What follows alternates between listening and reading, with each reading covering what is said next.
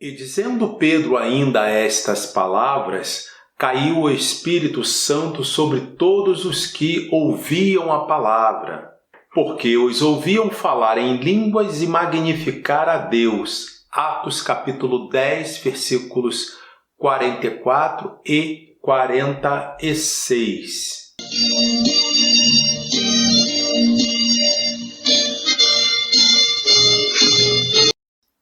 Lição 2. A inspiração divina da Bíblia. Esta lição tem o texto áureo seguinte: toda a Escritura divinamente inspirada é proveitosa para ensinar, para redarguir, para corrigir, para instruir em justiça. Segunda a Timóteo, que é a segunda epístola de Paulo a Timóteo, capítulo 3, versículo 16. Verdade prática. A inspiração da Bíblia Sagrada é divina, verbal e plenária. Portanto, a Bíblia toda nos ensina, corrige e instrui. Eu sou o pastor Israel Silva, sou pastor, sou teólogo, sou economista e, sobretudo, sou servo do Deus Altíssimo. É importante que você curta, comente, compartilhe e se inscreva no canal. E você que já se inscreveu uma vez, se pretende continuar inscrito, verifique se está ativado. Tem que estar inscrito e na cor cinza. Se tiver vermelho, você não está inscrito. E se inscreve aí, né? A gente já não vai tirar oferta. Se tiver tirar sua oferta e dizer que estava pedindo dinheiro, aí eu não peço nada, não peço dinheiro, não peço nada. É só para se inscrever, dar o like e compartilhar. Posso contar com você? Glória a Jesus!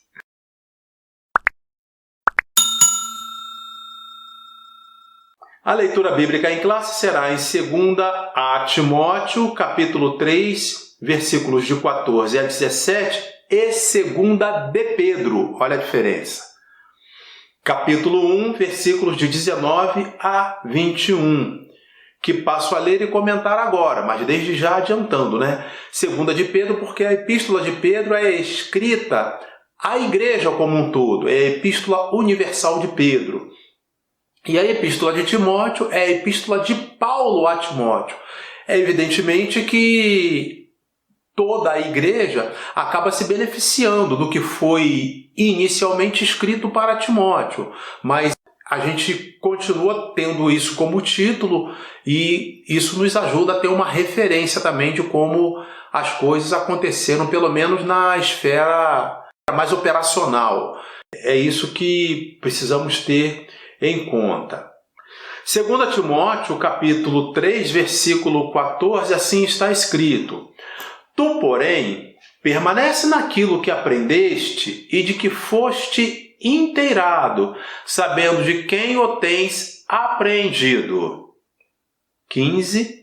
E que, desde a tua meninice, sabes as sagradas letras que podem fazer-te sábio para a salvação pela fé que há em Cristo Jesus. Versículo 16, que é o mesmo texto áureo que a gente já leu. Toda a Escritura divinamente inspirada é proveitosa para ensinar, para redarguir, para corrigir, para instruir em justiça. Eu acho que a gente já fez essa leitura há poucas lições anteriores, mas o texto aqui vale a pena a gente relembrar essa palavra aqui, né? É proveitosa para ensinar. Bom, proveitosa, ensinar, todo mundo está acostumado a ouvir, mas redarguir, não. Então, redarguir significa contrapor, contestar ideias contrárias dentro da própria Bíblia. É isso que esse texto aqui ele quer dizer. Para corrigir, para instruir em justiça. Versículo 17. Para que o homem de Deus seja perfeito e perfeitamente instruído para toda boa obra. Agora vamos para a 2 de Pedro, segunda epístola de Pedro, capítulo 1, versículos, vai ser de 19 a 21, né? Então, versículo 19. E temos muito firme a palavra dos profetas, a qual bem fazeis em estar atentos, como a uma luz que alumia em lugar escuro, até que o dia esclareça e a estrela da alva apareça em vosso coração. Aqui tem que a gente falar um pouco disso aqui. Primeiro que a estrela d'alva, aqui saiu estrela da alva, né? É mais comum a gente fazer a aglutinação aqui.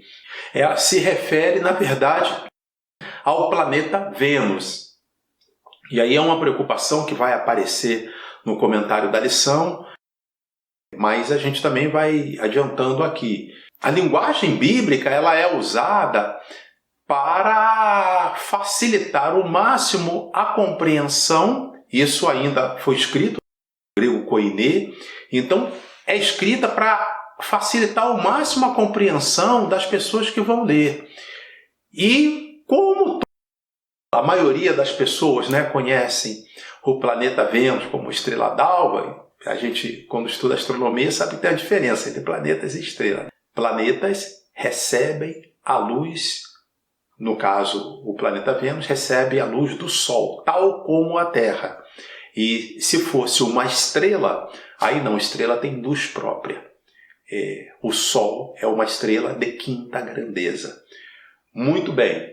Então, é só por essa razão então que ele usa o termo a estrela da alva apareça em vosso coração, que no caso aí já faz uma metáfora. Meu coração está aqui. Como a estrela da alva, o planeta Vênus vai aparecer dentro do meu coração? Bom, o que o texto quer dizer?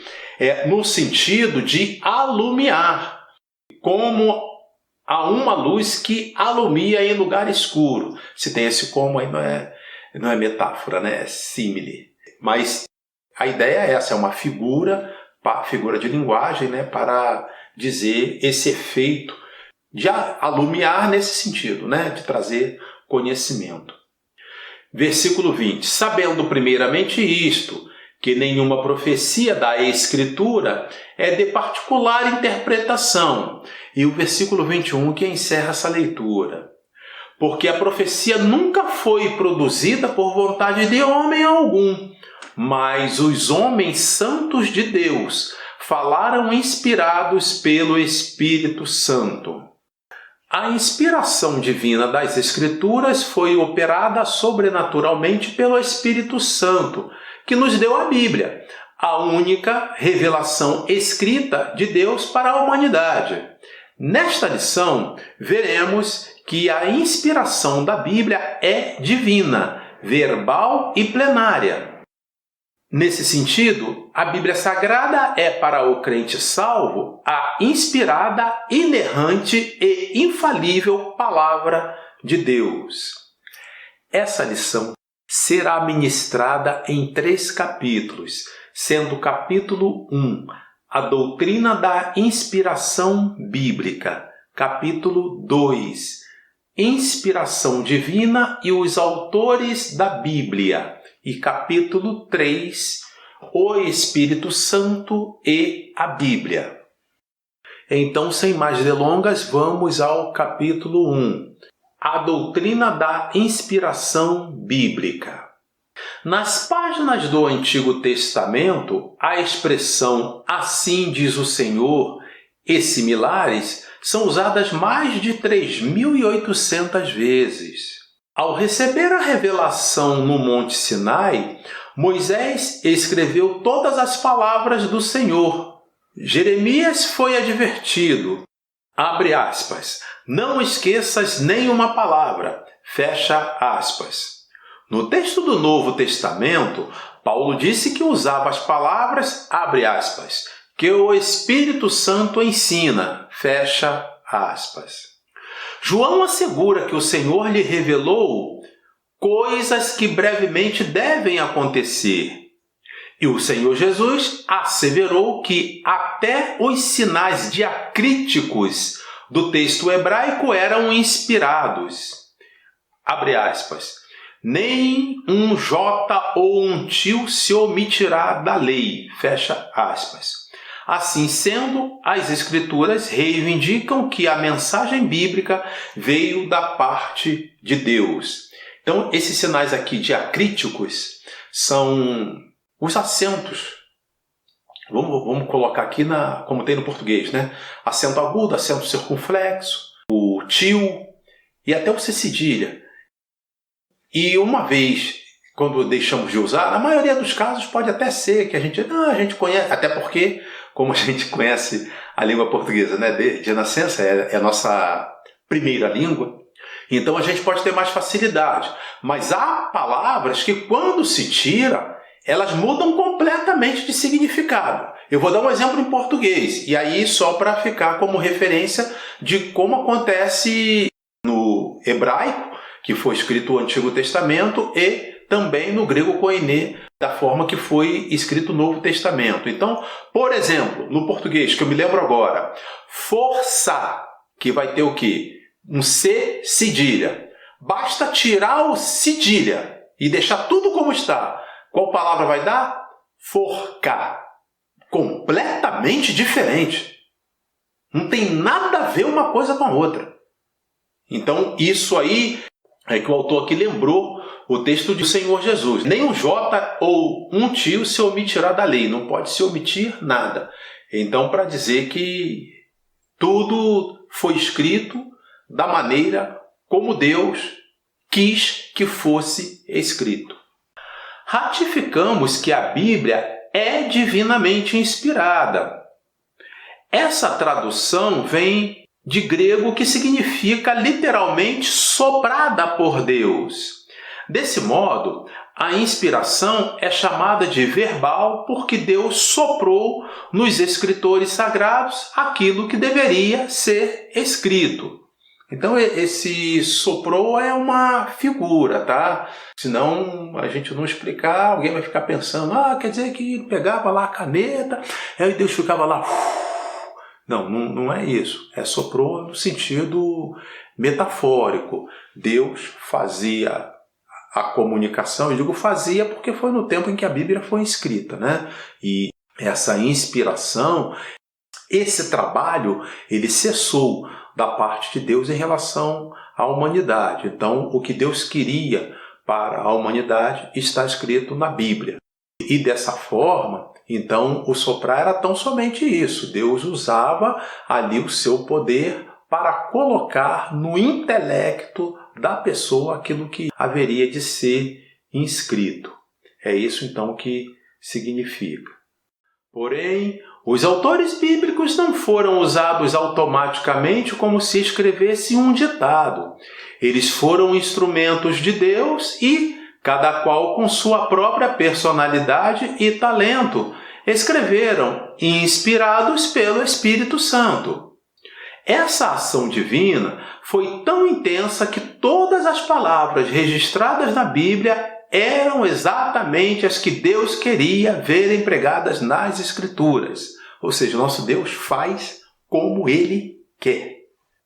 A inspiração da Bíblia também é plenária, isto é, a inspiração é total e completa, tanto do Antigo quanto do Novo Testamento. Paulo afirma que toda a Escritura é inspirada. Nossa declaração de fé professa que a inspiração da Bíblia é especial e única, não existindo um livro mais inspirado e outro menos inspirado, tendo todos o mesmo grau de inspiração e autoridade. O que está escrito em Gênesis é tão inspirado quanto o que está em Êxodo, Levítico, Números, Deuteronômio e assim por diante. Da mesma forma, em relação ao Novo Testamento, que está escrito lá em Gênesis, é tão inspirado quanto o que está escrito em Mateus, Marcos, Lucas, João, Atos, Romanos, 1º e 2º Coríntios e assim por diante, até Apocalipse. Eu lembro que eu ouvi isso em 1989, lá em Belém, século passado, né? E eu lembro que numa conversa entre dois irmãos jovens crentes, aí um deu lá um argumento, aí o outro falou, mas isso está escrito, mas só nas epístolas. Aí eu fiquei, nem havia cursado ainda faculdade de teologia. Aí depois eu fui conversar com um irmão que era amigo nosso, falei, aquela afirmação que ele fez só nas epístolas, epístola não é Bíblia, não? Aí ele falou, rapaz, isso aí é caminho para a pessoa daqui a pouco se tornar um herege. Eu não quis entrar no assunto, mas ainda bem que você prestou atenção. O que a gente tem que seguir, aí ele recitou justamente essa linha aqui. Todos os livros da Bíblia são igualmente inspirados. E nenhum outro livro fora da Bíblia, se conflitar com a Bíblia, pode prevalecer. Os livros que se propõem a falar sobre a Bíblia, que se propõem a explicar a Bíblia, ele precisa concordar com a Bíblia. Quando ele discordar, aquele livro não deve ser levado em conta, porque a Bíblia ela é única. É a regra de fé e prática cristã. Significa que nenhum texto deve ser desprezado. Aos Romanos lemos que, abre aspas, tudo que dantes foi escrito para nosso ensino foi escrito, fecha aspas. Nesse aspecto, ratificamos que a Bíblia não apenas contém ou torna-se a palavra de Deus, mas, sobretudo, ela é a inspirada palavra de Deus, plena, sem erros e sem falha alguma. Aqui vamos levar em consideração algumas coisas. Agora, na época do final do ano, conversando com alguns irmãos, em determinado momento eu me lembrei ali como contribuição na conversa e a gente acabou comentando tanto as palavras proferidas pelo Senhor Jesus, registrada na Bíblia, nas Escrituras, quanto as palavras proferidas por Paulo. Em determinado momento, quando a gente está lendo, a gente precisa levar em consideração que eles falavam numa unção muito grande, que hoje em dia pode aparecer em um caso ou outro, mas não vai aparecer com qualquer pessoa. Se não aparece com qualquer pessoa que é cristão, que é crente, que é temente a Deus, quanto mais se for falado pela pessoa que não é. Isso é importante dizer, e a gente teve algumas lições aí, agora é ano passado, né?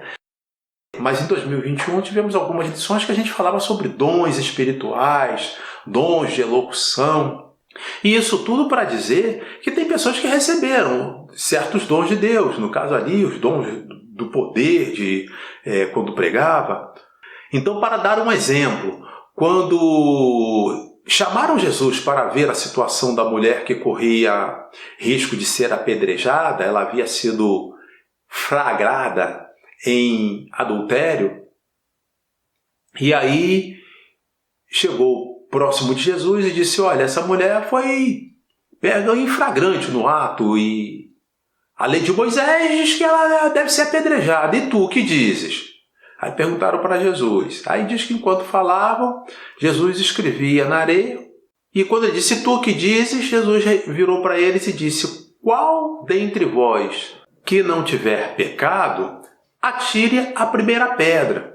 E diz a Bíblia que as pessoas ficaram caladas e foram deixando cair as pedras e foram se retirar. E a Bíblia ainda diz, a começar pelos mais velhos, que eram justamente as pessoas que tinham a liderança religiosa, não vou nem falar espiritual, mas religiosa, que envolvia aquele caso.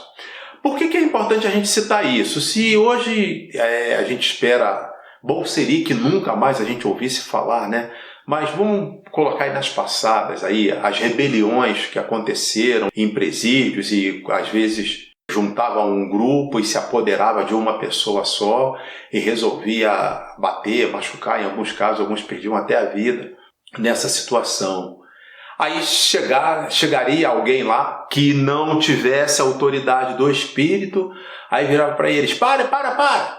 Qual dentre vós que não tiver cometido pecado pode dar a primeira pancada ao cidadão que está aí, que vocês pegaram? Dizia eu. Ele não ia nem terminar de falar e o pessoal já estava ali pondo em prática o linchamento da pessoa ali. Porque não é a frase em si que tem efeito a frase juntamente com o poder no Espírito Santo de quem falava. No caso, essa frase foi colocada no contexto da Bíblia A Bíblia narra que ela foi falada pelo próprio Senhor Jesus. Tem algumas do apóstolo Paulo também, mas isso é só para a gente entender melhor o que a gente queria dizer aqui. Então depende de quem a cita, porque a própria Bíblia diz que no momento da tentação de Jesus, Satanás ele citou a Bíblia. Quando ele disse, está escrito que a teus anjos dará ordem para que não tropece teu pé em pedra. É um texto realmente do Salmo 91, hoje nos nossos dias é o Salmo 91, naquela época não era numerado, o livro dos Salmos. E Jesus disse, mas também está escrito. Aí caía por terra tudo aquilo. Aí alguém poderia dizer, mas não era a palavra de Deus e tal, não tinha que valer. Não, então é justamente esse outro fundamento que eu estou dizendo. Não basta pegar a Bíblia, decorar um versículo e falar. É preciso ter também a unção de Deus, do Espírito, para poder as coisas saírem da forma correta. Porque Deus usa as pessoas certas, mas preferencialmente Deus usa as pessoas que estão em retidão, que estão fazendo a sua vontade, que estão em comunhão com Ele, Deus. A síntese desse tópico 1, a Bíblia é a inspirada palavra de Deus. Seus autores a escreveram inspirados pelo Espírito Santo, e os seus livros têm o mesmo grau de autoridade. Capítulo 2. Inspiração divina e os autores da Bíblia. O Espírito Santo garantiu a liberdade dos escritores bíblicos conforme a capacidade de cada um. Portanto, a Bíblia possui particularidades quanto ao gênero literário, gramática, vocabulários e outros. Apesar disso, os autores não se tornaram intérpretes do divino. Isso porque Deus não inspirou aos escritores apenas os pensamentos ou as ideias. O Espírito Santo também inspirou cada uma das palavras que expressam com exatidão a mensagem divina. Aqui tem um texto de 1 Coríntios, capítulo 2, versículos 10 e 11, que nós vamos então ler. Versículo 10. Mas Deus nolas revelou pelo seu Espírito, porque o Espírito penetra todas as coisas, ainda as profundezas de Deus. E o versículo 11. Porque qual dos homens sabe as coisas do homem, senão o Espírito do homem que nele está? Assim também, ninguém sabe as coisas de Deus, senão o Espírito de Deus. Espírito de Deus é um dos nomes do Espírito Santo. Teve lição específica sobre esse tema, mas a gente aproveita para relembrar. Os escolhidos por Deus para escreverem a Bíblia eram pessoas assim como nós, inclinadas às mesmas paixões e falhas. Tiago que diz, Elias era um homem sujeito às mesmas paixões que nós. Orou para que não chovesse e não choveu. Orou para que chovesse e choveu. Então é um texto bastante rico para a gente entender que nesse exército do Senhor, nesse exército de Deus, o poderoso é o próprio Deus. As pessoas, claro, têm habilidades diferentes. Tem uns que têm um maior conhecimento numa área, outros têm maior conhecimento em outra área. Mas isso é tão somente para a gente tratar com humildade e se colocar na condição de ser instrumento de Deus para fazer a obra que Ele mesmo, o Senhor, deseja fazer. Moisés, por exemplo, mesmo sendo o autor do Pentateuco, Gênesis, Êxodo, Levítico, Números e Deuteronômio, foi impedido de entrar na terra prometida, porquanto transgredira contra o Senhor no deserto de Zim. Moisés foi impedido de entrar na terra prometida porque não passou naquela prova da água, Havia murmuração e Deus mandou que ele falasse à rocha para que a rocha desse água. E as pessoas murmurando ali, aquele povo, cadê a água? Nos tirou lá do Egito para que morrêssemos. E aí Moisés pegou o cajado e deu lá umas pancadas na rocha. Vocês querem água? Então bebam água! Aí a água jorrou realmente, porque o plano de Deus era não deixar que as pessoas morressem de fome. Mas aí Deus cobrou caro de Moisés. Eu demorei até muito tempo até para entender por que Deus cobrou tão caro de Moisés. Mas aí, já falei isso, mas é que a gente entra, melhor dizer, né? Moisés era um homem intelectual, muito bem preparado. Deus já havia tratado com Moisés, falado com ele, chegou até a dizer, em determinado momento Deus falou para Arão e Moisés, olha, se houver profetas no meio de vós, eu falo por eles falam comigo, mas será por sonho, será por visões, mas não é assim com o meu servo Moisés, porque com ele eu falo boca a boca, para entender que o que Moisés havia recebido era muita coisa e por isso Deus não admitiu aquele erro e ele acabou não entrando na terra prometida. É isso que quer dizer esse texto aqui. Entretanto, nenhum texto das Escrituras, quanto à sua inspiração e veracidade, está condicionado às limitações de seus autores humanos. Cada autor fez uso de gêneros literários distintos, tais como narrativas, como em 1 e 2 Samuel, poesia no livro de Salmos, provérbios no livro de Provérbios, etc. Os autores sagrados também fizeram uso de figuras de linguagem, tais como o emprego de parábolas e enigmas, como está em Juízes e Ezequiel, de alegorias, como está em Gálatas e Hebreus, de hipérboles, como está no Evangelho de João, em Colossenses, de metáforas e símiles, como está em Zacarias e Tiago, de vocabulário simples ou rebuscado, a depender do grau de instrução do autor. O emprego dos recursos literários evidencia a cultura do escritor, mas em hipótese alguma invalida a inspiração da palavra de Deus. Essa parte aqui, vocabulário simples ou rebuscado, dá uma riqueza muito grande à Bíblia, né? Porque nos 66 livros são uma quantidade de autores muito grande. Não são 66 autores não, são menos, né? Porque só Paulo aí escreve cerca de 13 epístolas, Moisés escreve 5 livros do Pentateuco e assim por diante. Mas são vários autores. E isso dá uma riqueza muito grande, porque Deus usa cada pessoa conforme as suas características. Então ninguém tem desculpa para Deus. Não dá para dizer, eu fui usado ou não fui usado porque eu escrevia muito bem, porque eu lia muito bem, eu tinha uma cultura muito avançada. Se foi usado ou foi deixado de ser usado, isso não serve como argumento. Ou eu não fui usado porque eu tenho pouca cultura, porque pode não ser usado, por exemplo, para escrever um texto, né? No caso aqui, na época, escrever a Bíblia. Hoje a gente não escreve a Bíblia. Poderia se escrever uma matéria, né, evangélica.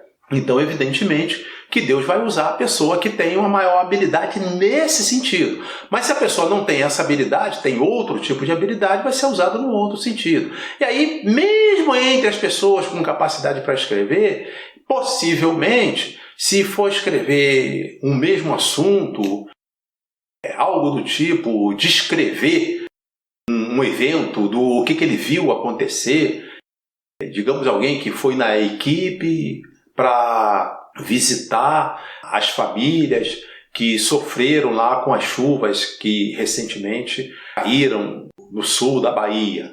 Aí, se for um médico e for escrever, tiver formação em medicina, possivelmente o aspecto dele escrever vai ser diferente de um engenheiro, que por sua vez, provavelmente, quase certo, será diferente do que escreve um economista, e assim por diante. Então, mesmo tendo a capacidade de escrever, tem a característica de cada um. É isso que está sendo bastante enfocado aqui.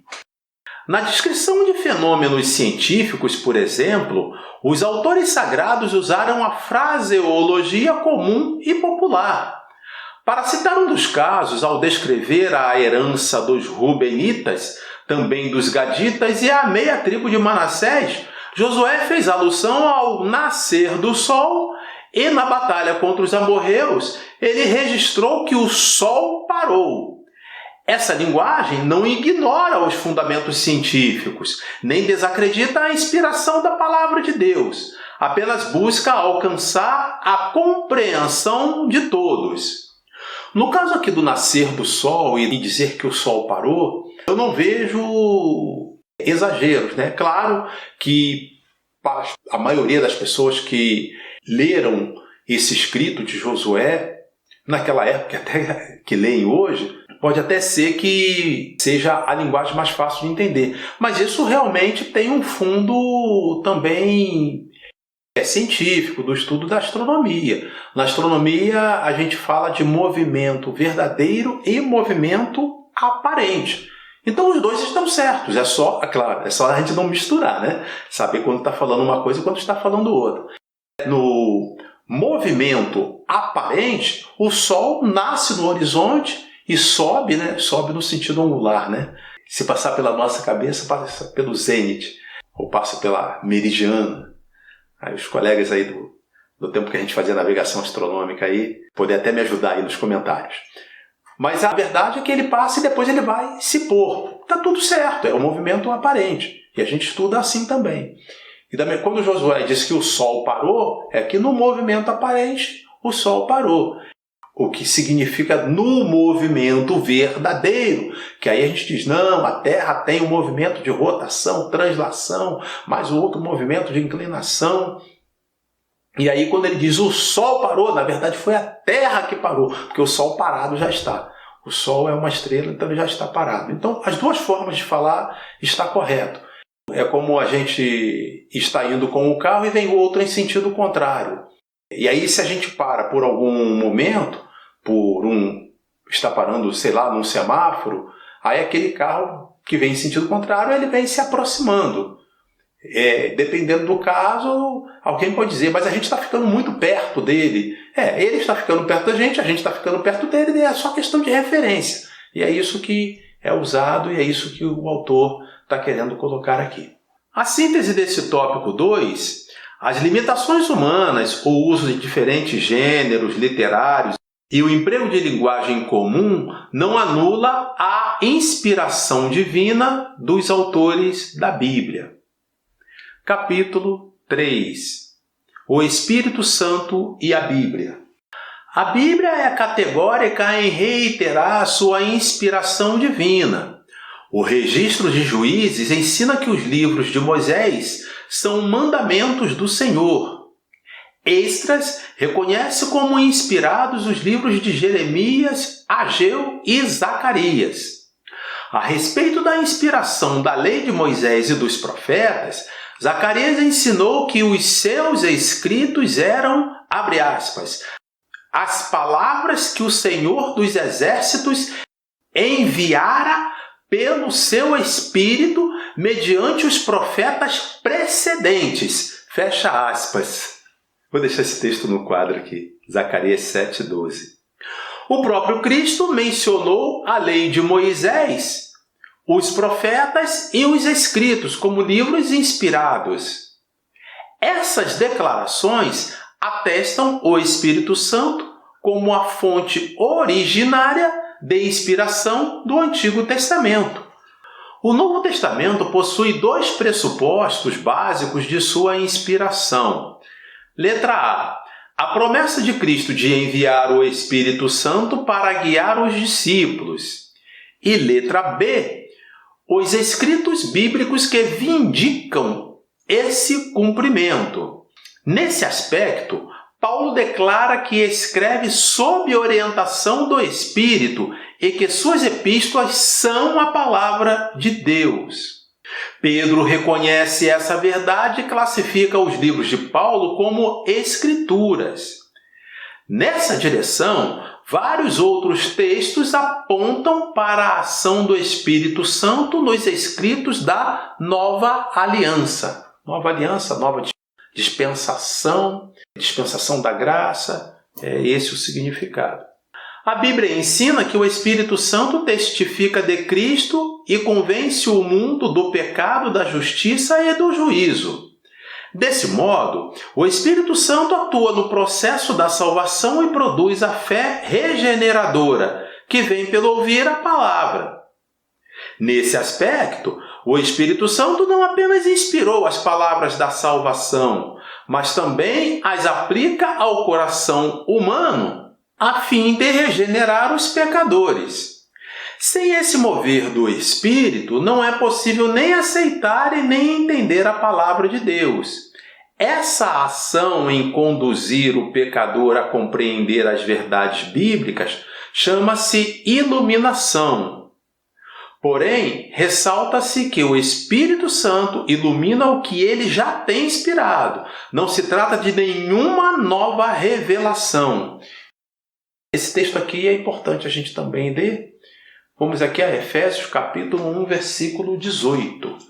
Tendo iluminados os olhos do vosso entendimento, para que saibais qual seja a esperança da sua vocação e quais as riquezas da glória da sua herança nos santos. A síntese desse tópico 3, a Bíblia reivindica a inspiração do Espírito Santo em todas as palavras das Escrituras. Concluindo, a Bíblia é a palavra de Deus escrita. Ela foi inspirada verbalmente e seus autores a escreveram inspirados pelo Espírito Santo. A inspiração da Bíblia é plena. Todos os livros e palavras da Bíblia têm total e completa autoridade. Esse ensino concorda com a nossa declaração de fé que professa crer, abre aspas, na inspiração divina, verbal e plenária da Bíblia Sagrada, única regra infalível de fé e prática para a vida e o caráter cristão. Eu quero também aqui aproveitar a oportunidade para falar de algumas coisas com relação à Bíblia aqui, nesse contexto que a gente está vivendo, especialmente no Brasil. Segundo aos Coríntios, capítulo 13, versículo 8. Porque nada podemos contra a verdade, senão pela verdade. Quando Pedro pregou na casa de Cornélio, isso está registrado em Atos, capítulo 10. Diz a Bíblia que desceu um grande poder. Então, como as pessoas reagiram diante da alegria pelo Espírito Santo? O texto que lemos na abertura, Atos 10, versículos 44 e 46, diz assim: E dizendo Pedro ainda estas palavras, caiu o Espírito Santo sobre todos os que ouviam a palavra, porque os ouviam falar em línguas e magnificar a Deus. Eu vou trazer um texto que ele foi publicado no Telegram do célebre, notável professor e filósofo Olavo de Carvalho, para ajudar na compreensão do que a gente vai falar. Abre aspas, então, para o Olavo de Carvalho.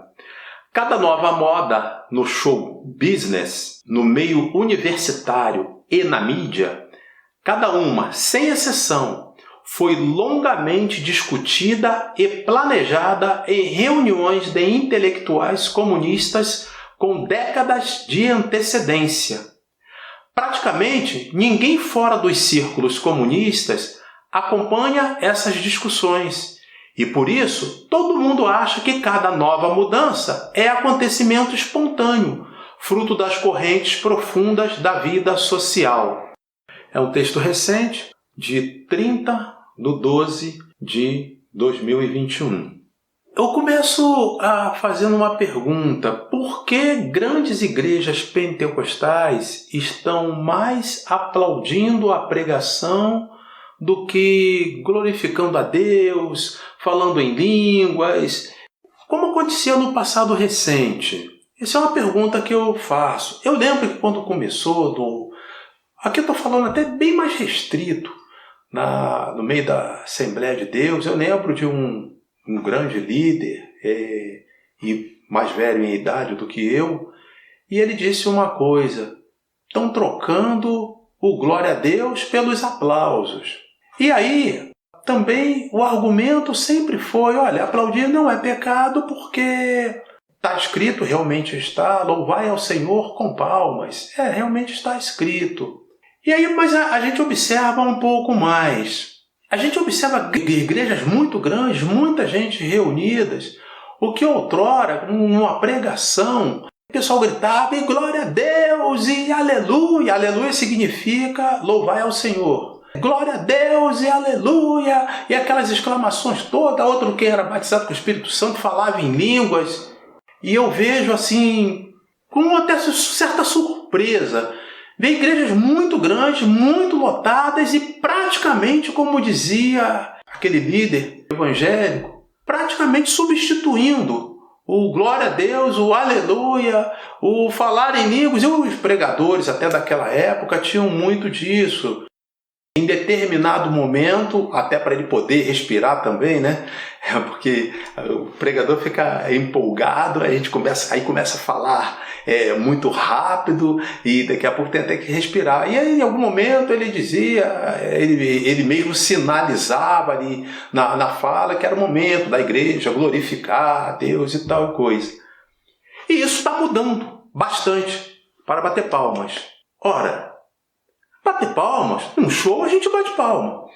Num jogo de futebol, uma defesa do goleiro, o pessoal pode bater palma. Um chute que passou perto pode bater palma. No caso da igreja, tem algo aqui intrigante. Porque o texto que a gente leu diz que Pedro começou a falar na casa de Cornélio. Desceu o Espírito Santo, tem tradução, né, que é desceu, essa que a gente leu aqui, diz caiu o Espírito Santo. A ideia é a mesma, desceu o Espírito Santo. E aquelas pessoas ali, naquele impacto, começaram a magnificar a Deus e a falar em línguas. O texto não registra que alguém aplaudiu. Pode até ter acontecido, mas se não está registrado na Bíblia, primeiro, foi um aplauso tão tímido. Essa é a primeira questão. E segundo, não era sequer importante registrar, porque Deus mandou, e a gente já falou bastante disso, mandou que fosse registrado nas Escrituras. Deus inspirou para que os escritores sagrados escrevessem aquilo que Deus queria que fosse escrito. Isso sequer ficou registrado. Faço uma pergunta. O diabo teme mais o aplauso das pessoas que estão na igreja ou pessoas magnificando a Deus e falando em mistério? E até para quem está buscando um alimento espiritual, buscando uma edificação, há um alimento maior. Tanto é assim que a Bíblia escreve que Abraão se fortalecia na fé dando glórias a Deus. Não diz que Abraão se fortalecia aplaudindo Deus. O que está escrito, está escrito. O que não está, não está. Por que isso vem acontecendo? Aí eu recorro ao texto do Olavo de Carvalho. A matéria ali ela tem um contexto muito amplo. Ele começa a falar do estilo de música de blues dos Estados Unidos, começa a falar da origem da modalidade que se notabilizou aqui no Brasil, do samba. Ele diz que tudo isso foi dimensionado, foi trabalhado pelas pessoas que estavam ditando os passos do comunismo àquela época. Coisas que foram feitas lentamente, costumes que foram feitos. Esse, então, me chama a atenção. Outra coisa, o final do século XX, final do século XX, teve o bug do milênio, né? Quando passou de 1999 para 2000. Final do século XX, e agora nós estamos aí no início, quase nem tão início, né? Lá se for 22 anos. Mas foram marcadas, essa época aí, por uma feminização dos mercados de trabalho. E o jargão claro disso aqui, o lugar da mulher é onde ela quiser. Aí eu vou fazer aqui uma pergunta que tem me sobressaído. E o lugar do homem tem? É o que sobrar, né? É o que der de resto. Final do século XX para início do século XXI, essa onda foi crescendo. Temos que ter mulher na polícia. Temos que ter mulher nas Forças Armadas. Aí, segundo o Olavo de Carvalho, onde é que essas inovações vão surgindo? Segundo ele, tudo sai da mesma fonte. Temos que ter mulher na polícia, temos que ter mulher nas Forças Armadas. Mulher tem que ser general. Eu não sei qual é o feminino de general. Mulher tem que ser a comandante, a secretária de segurança e assim por diante. E a mulher tem que ser presidente, tem que ser diretora, a mulher tem que ser tudo. Recentemente eu vi uma citação de Davi. A matéria, para ser bem honesta, ela dizia que Davi foi o terceiro maior conquistador, maior vencedor de batalhas em toda a história. Eu acho que ele economizou na tinta. Eu arrisco dizer que Davi deve ter sido o maior mesmo, o maior vencedor de batalhas. Inicialmente ele saía para guerrear, para lutar também com a realidade das armas da época, né? Lanças, arco, flecha, espada. E depois ele passou a ficar como rei e apenas enviava ali os seus exércitos, né? Chamava-se, não somente exército, marinha aeronáutica, é coisa que vai se desenvolver depois. A aeronáutica, então, bem recente, historicamente falando. Aí eu fico imaginando, se fosse possível, né, que isso é coisa de ficção, máquina do tempo, pegar aí um especialista aí dos nossos dias, e tem especialista para tudo. O Nelson é uma festa. Especialista, ele não estuda coisa alguma e ele é especialista de tudo. Ele dá palpite em tudo, sem entender de nada. Aí levaria um especialista aqui dos nossos dias, cheguei lá para Davi. Davi, por que você não tem mulher no seu exército? Provavelmente Davi ia dizer para ele, olha, porque eu quero vencer a guerra. A guerra não é brincadeira. Os meus adversários, eles colocam as pessoas mais fortes que ele tem lá. Na maioria dos casos, tirando aí apenas, tão somente as exceções, os homens vão ter mais força do que as mulheres, por isso que eu boto homens. Aí alguém voltaria, ele era tão atrasado, né? Aí voltaria para o nosso tempo. Será que era? Fico imaginando quando diz que vai ter as batidas aí para confrontos com grupos aí chamados perigosos, criminosos. Os grupos criminosos deveriam ficar. Seria tão bom se mandasse aqui um pelotão só de mulheres para atacar a gente, né? Pois é, dá para fazer isso? Mas isso foi colocado. Desafia qualquer lógica que foi feita. Por que eu fiz essa introdução? Porque em 2001, no ginásio Nilson Nelson, acontecia a Convenção Geral das Assembleias de Deus. E eu, pela misericórdia de Deus, fazia parte. Então acontecia a 35ª AGO da CGADB. E havia uma matéria que estava em votação que era realmente nessa linha, que era a questão de a CGADB passar a admitir, no âmbito da convenção, mulheres pastoras e mulheres evangelistas. Eu estou só contando o que aconteceu, por isso que eu comecei com aquele texto. Nada se pode contra a verdade. Tudo que eu estou falando aqui é fato. Se fosse o caso, a comprovação é mínima, mas é tão corriqueiro que não há como negar. E aí, um pastor célebre também, bastante conhecido aí no meio evangélico, foi o relator da matéria.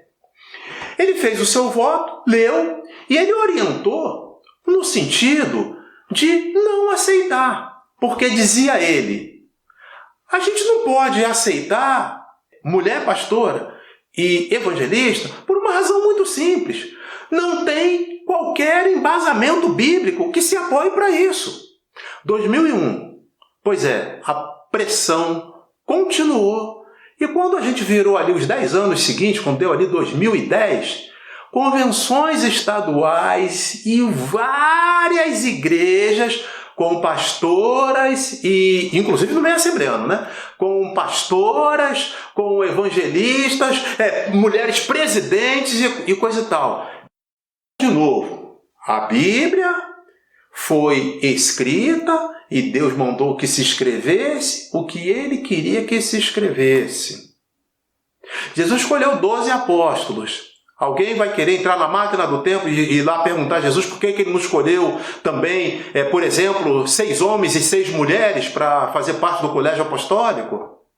Inovações que foram plantadas e que aparentemente pessoas até como eu passa a acreditar que aquilo está caindo naturalmente. Não, isso é uma nova tendência, mas não é uma tendência que do nada não. Ela simplesmente vem seguindo um trâmite de alguém.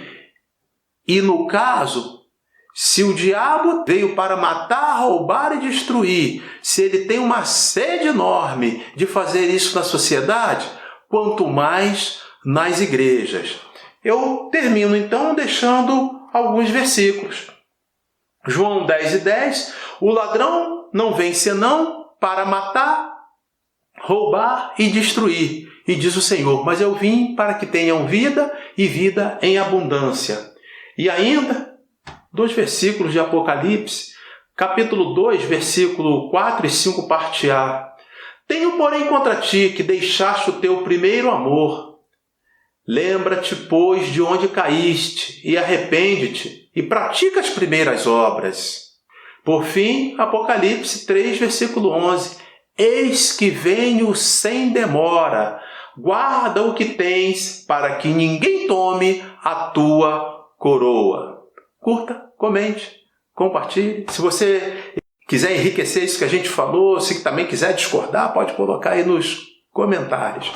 Se inscreva no canal, verifique se você permanece inscrito.